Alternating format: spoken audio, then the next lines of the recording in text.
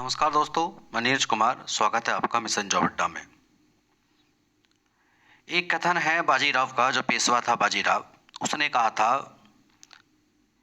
यदि आप जड़ पर हमला करते हैं तो पूरा पेड़ ही गिर जाएगा। ये बहुत ही इम्पोर्टेंट कथन था। कहने का मतलब ये है कि हम अपनी सुविधा के अनुसार पढ़ना चाहते हैं। अगर हमें चीज़ें पढ़ाने वाले की आसान लग रही हैं तो बहुत अच्छा लगता है, बहुत अच्छा टीचर है, बहुत सारी चीज़ें आप उसमें देखेंगे। यदि थोड़ा सा भी हम आगे बढ़ते हैं, थोड़ा अपर लेवल पर बढ़ते हैं, तो बहुत सारी कमियां हो जाती हैं और आप नहीं देख पाते।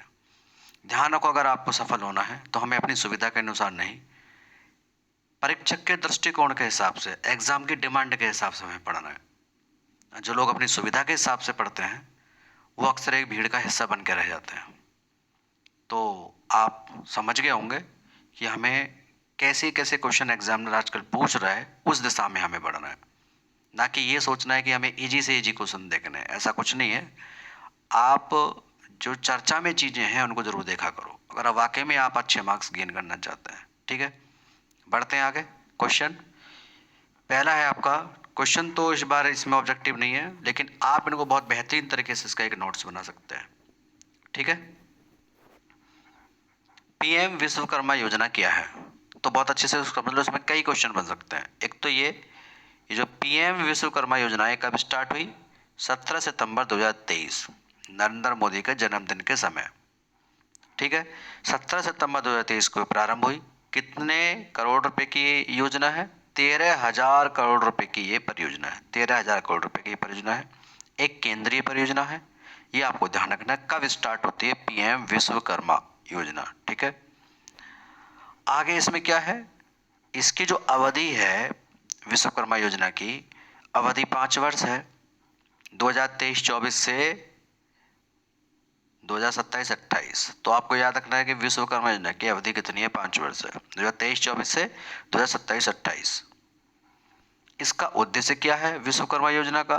तो इसका उद्देश्य है पारंपरिक कलाकारों और शिल्पकारों पर ध्यान केंद्रित करना।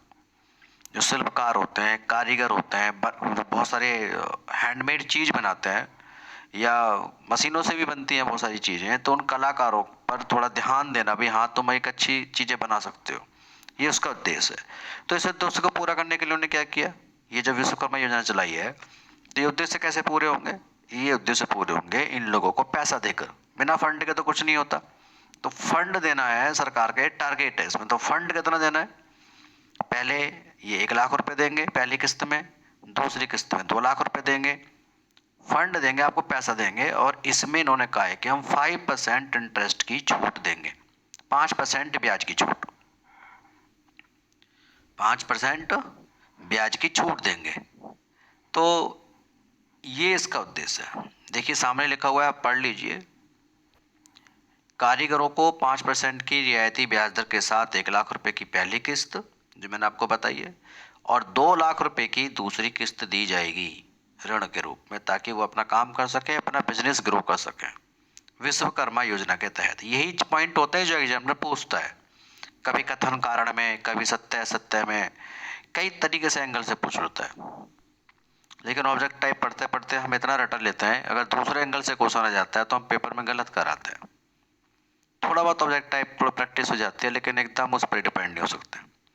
भारत को लगातार तीसरी बार AIBD का अध्यक्ष बनाया गया है। तीसरी बार लगातार। AIBD क्या है? Asia Pacific institute for broadcasting development. ठीक है, तो इसको शॉर्ट में कहते हैं AIBD। तो इसका जो अध्यक्ष बना है इस बार, वो भारत बना है। आप कहीं से करंट पढ़ते हैं तो यही एक लाइन पढ़ पाएंगे। कुछ है जो इसकी व्याख्या भी करेंगे, वो बहुत कम है।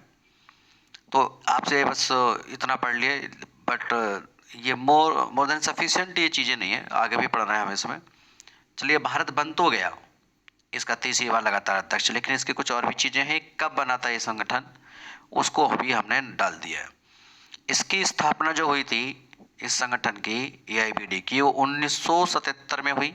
ये एक पॉइंट तो हो गया। कब हुई? 1977 में हुई। दूसरा पॉइंट कि किसके तत्वावधान में हुई? यूनेस्को के तत्वावधान में हुई। ठीक है, 1977 में यूनेस्को के द्वारा। AIBD में वर्तमान में कितने देश हैं? 44 देश हैं।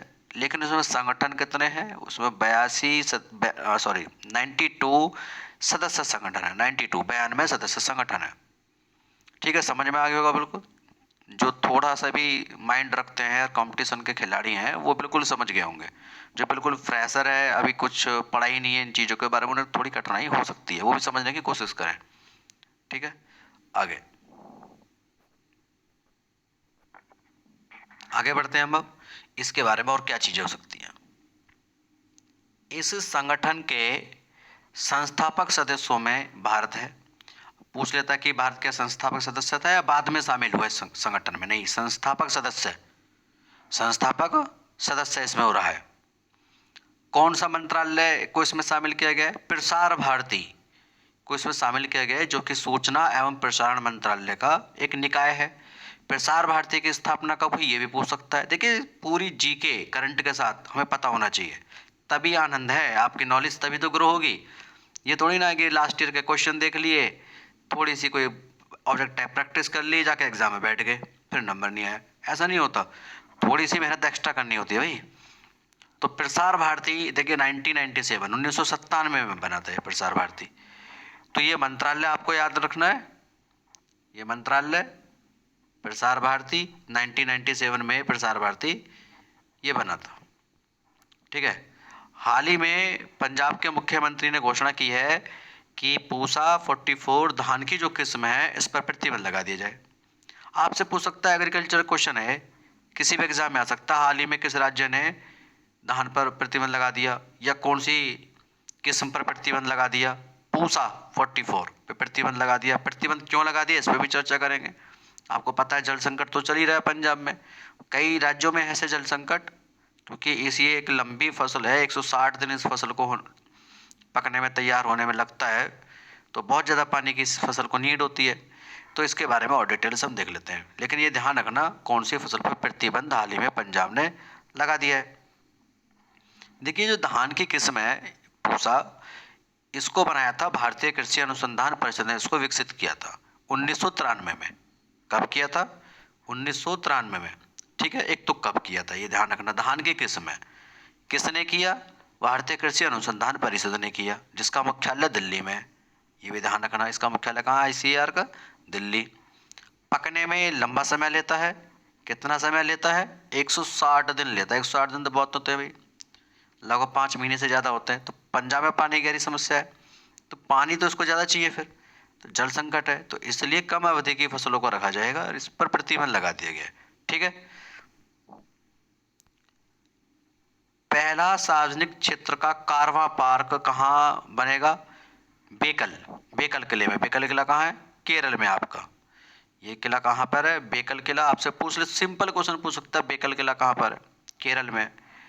तो ये केरल में है, 17वीं शताब्दी का है। कदप्पा राजवंश, दोनों चीज़ें आ गई ना, कौन सी शताब्दी का है पूछे तो 17वीं।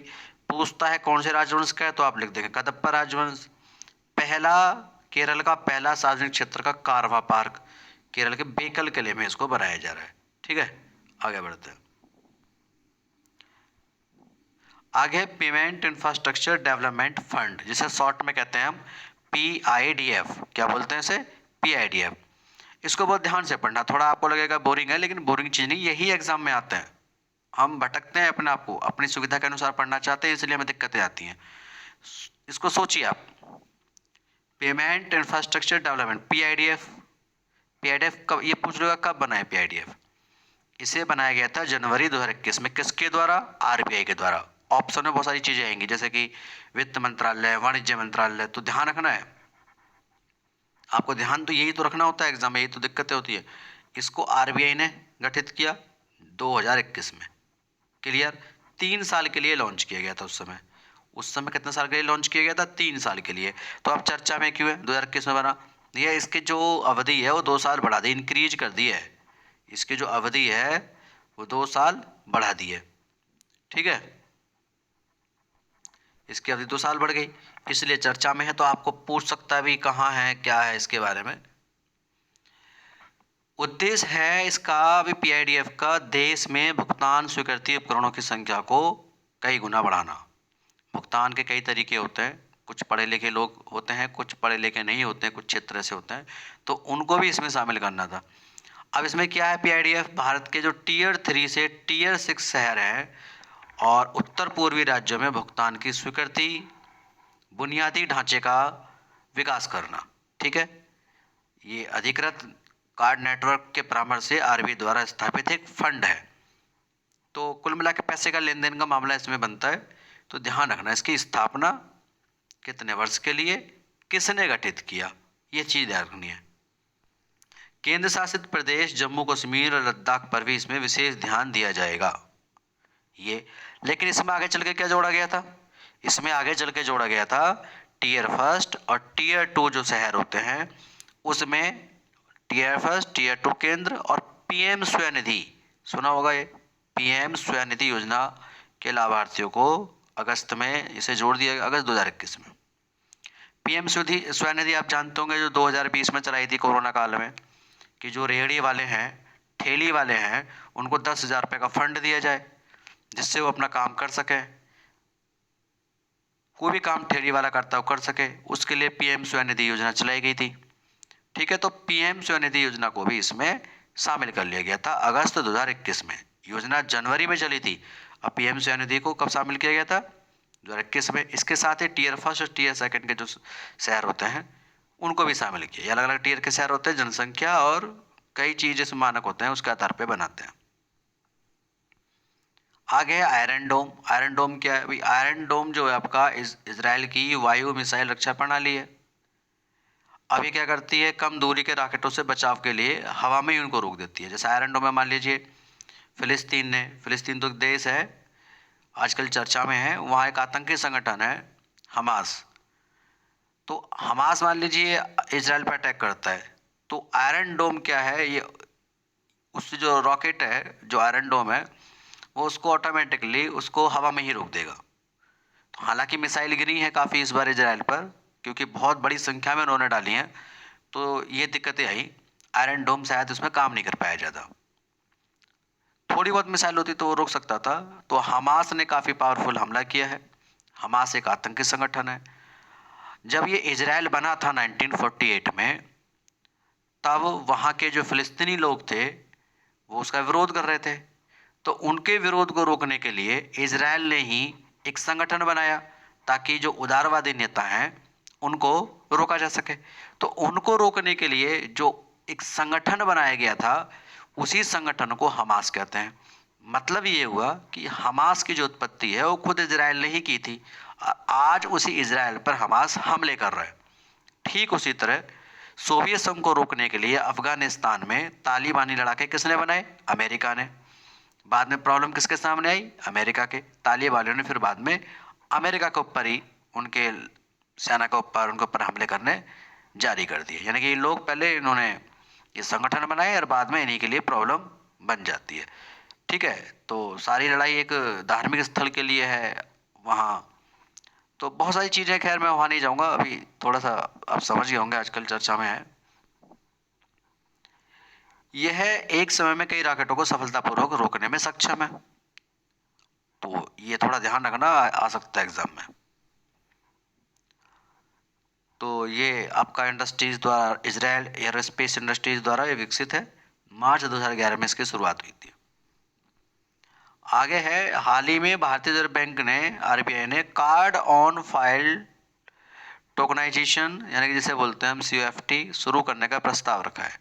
तो आप ध्यान रखना, अब ये प्रस्ताव रखा है अभी, तो ये किसने रखा है, तो भारतीय रिजर्व बैंक ने रखा है। ये थोड़ा सा ध्यान रखना है आपको।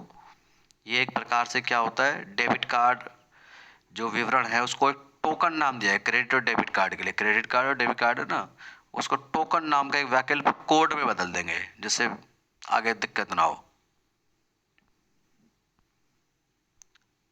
सूर्य ग्रहण ऊपरी वायुमंडल को कैसे प्रभावित करता है, इसका अध्ययन करने के लिए क्या हुआ है, इसका अध्ययन करने के लिए एक मिशन शुरू किया गया है, APEP। कौन सा मिशन, APEP एक मिशन शुरू किया जा रहा है। क्यों किया जा रहा है, सूर्य ग्रहण का ऊपरी वायुमंडल को देखने के लिए, कि वहाँ खोज की जाए कि वो कैसे प्रभावित होता है सूर्य ग्रहण के समय। तो ये मिशन का नाम क्या है? APEP। ये नासा का मिशन है। दुनिया का, हाँ वो नासा का मिशन है, लेकिन उसमें आपको दिखाई दे रहा है, शायद नहीं लिखा है। ठीक है, ये नासा का मिशन है, ध्यान रखना आपको। अच्छा, आपने सोचा कि जो वैज्ञानिक हैं वो अंतरिक्ष में जाते हैं तो क्या खाते हैं? उनका जो भोजन होता है, पोषण युक्त जो भोजन होता है, वो क्या खाते होंगे? क्या लेकर जाते होंगे? 6-6 महीने रहते हैं, उससे ज़्यादा समय तक भी रहते हैं, तो इतने उनका भोजन क्या होता है? तो उसी के समाधान के लिए थोड़ी दिक्कतें होती हैं। समाधान के लिए क्या किया है वैज्ञानिकों ने? अंतरिक्ष यात्रियों के पोषण के लिए ऑक्सीजन के स्रोत के रूप में दुनिया के सबसे छोटे फूल वाले पौधे वाटर मिल की वाटर मिल पर शोध कर रहे हैं। वाटर मिल, ध्यान रखना, ये आगे अंतरिक्ष यात्रियों का भोजन होगा, वाटर मिल। इसकी क्या विशेषता है वाटर मिल की? यह एरेसी परिवार का एक जलीय पौधा है। ठीक है, यह दुनिया का सबसे छोटा फूल वाला पौधा है और छोटे हरे बीज के रूप में दिखाई पड़ता है। ठीक है, दुनिया का सबसे छोटे वाले फूल वाला यह पौधा होता है। और आगे इसे क्या कहेंगे? इसे अक्सर हम किस नाम से जानते हैं? इसे हम डकवीड के नाम से जानते हैं। डकवीड, डकवीड कहते हैं। और यह बत्तखों का पसंदीदा भोजन होता है। डकवीड, बत्तख इसे खाती है, तो ये आगे अंतरिक्ष यात्रियों का भोजन बन सकता है, डकवीड। तो ऐसी चीज़ें भी आप थोड़ी देख लिया करो, एग्जामिनर पूछ लेता है तब हम इधर उधर देखते हैं, कोई फ़ायदा नहीं है। आप थोड़ा स्टडी अपने लेवल को भी बढ़ाइए, कंपटीशन बढ़ रहा है तो लेवल को भी बढ़ाइए। और वीडियो ज़्यादा लंबी ना हो इसके लिए आगे कुछ आपको अब नहीं बताऊंगा मैं, बस आप ध्यान रखिए कि हमें अपने सुविधा के अनुसार नहीं पढ़ना, परीक्षक के दृष्टिकोण के अनुसार पढ़ना है। धन्यवाद। मैं नीरज कुमार।